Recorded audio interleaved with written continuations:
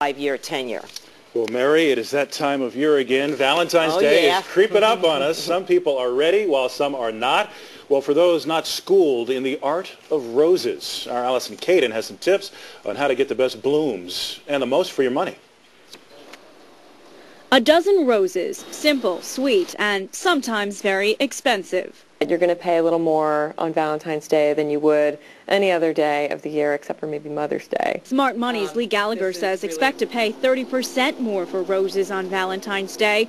And the owner of Roses and Blooms in Midtown tells us that markup is unavoidable. We have to pay more for our roses, the freight goes up, all cost goes up, and we have to charge more no matter what, unfortunately. If you want more for your money, you can always buy short stem roses. They cost less than long stem roses, and often you can get twice the amount of flowers for the same price.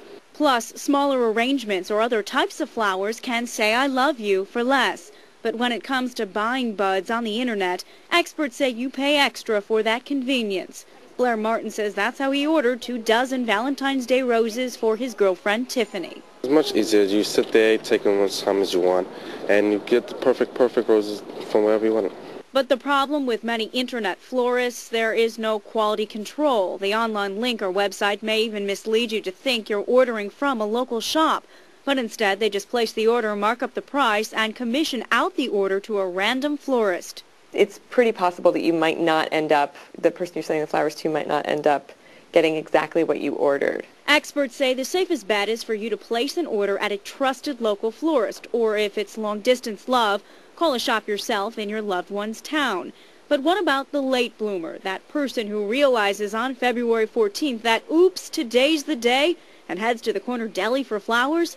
Florists say those flowers may be cheap and convenient, but old. You're not going to get a great product.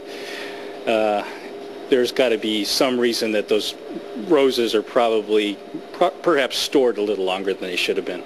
For you forgetful folks out there, get moving. Valentine's Day is Wednesday. Allison Caden for the CW11 News at 10. And you got to hear some of the romantics in this studio. I mean, Peter's not included. About how men have to pay a lot more for Valentine's Day than they really need to.